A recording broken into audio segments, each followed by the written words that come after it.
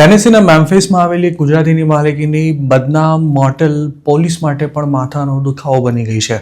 Nuisance property જાહેર કરાયેલી આ મોટેલને ગત બુધવારે ફરી બંધ કરાવી દેવામાં આવી હતી અને તેને કાયમ માટે બંધ કરી દેવી કે કેમ તે અંગે કોર્ટ જલ્દી નિર્ણય લેવાની છે. આ મોટેલના ઓનરનું નામ કલ્પેશ પટેલ હોવાનું જાણવા મળ્યું છે, જે ક્લોઝરને ચેલેન્જ કરવા માટે પણ વિચારી રહ્યા છે.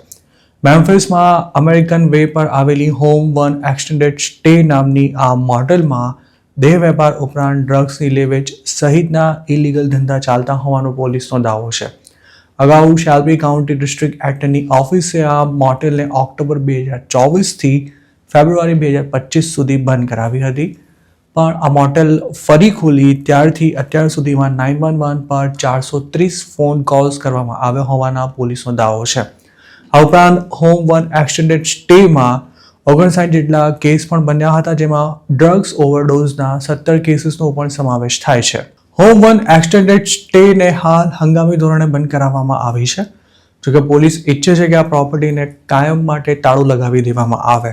મેમ્ફિસ પોલીસ ડિપાર્ટમેન્ટના અધિકારીએ આ અંગે જણાવ્યું હતું કે આ મોટેલ પબ્લિક સેફટી સામે જોખમ ઊભું કરી રહી છે, તેમજ મોટેલમાંથી પોલીસને અવારનવાર હિંસક ક્રાઇમ ઉપરાંત ઇલીગલ એક્ટિવિટીઝના ફોન કોલ્સ આવતા રહે છે.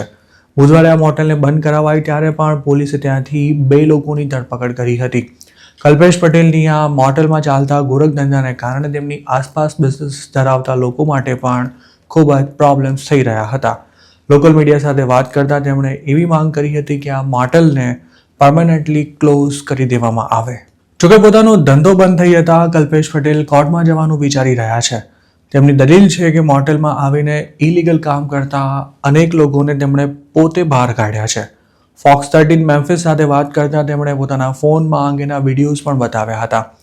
તેમણે એવો પણ દાવો કર્યો હતો કે પોતે ભૂતકાળમાં સિક્યોરિટીમાં ખાસું ઇન્વેસ્ટમેન્ટ કરી ચૂક્યા છે, પણ હવે તેમાં વધારે ખર્ચો કરવો પોસાય તેમ નથી. તેમણે જણાવ્યું હતું કે મોટેલની બહારથી અરેસ્ટ કરાયેલા ઘણા લોકો ખરેખર તો મોટેલમાં રોકાયા જ નહોતા. કલ્પેશ પટેલનો એવો પણ આક્ષેપ છે કે મોટેલ તરફથી જ્યારે પોલીસ ઓફિસર્સે કોઈ ઇલીગલ એક્ટિવિટીની જાણ કરાય ત્યારે તેઓ કોઈ એક્શન લેતા જ નથી.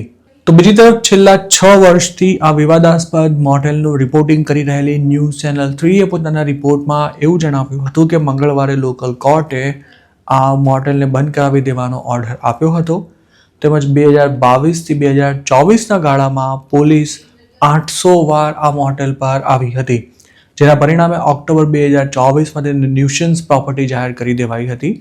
જોકે 2024માં તેને બંધ કરાવી દેવાઈ ત્યારબાદ નવા નામ સાથે આ મોટેલને ફરી શરૂ કરવામાં આવી હતી, પણ તેમાં જૂના ધંધા ચાલુ જ રહ્યા હતા.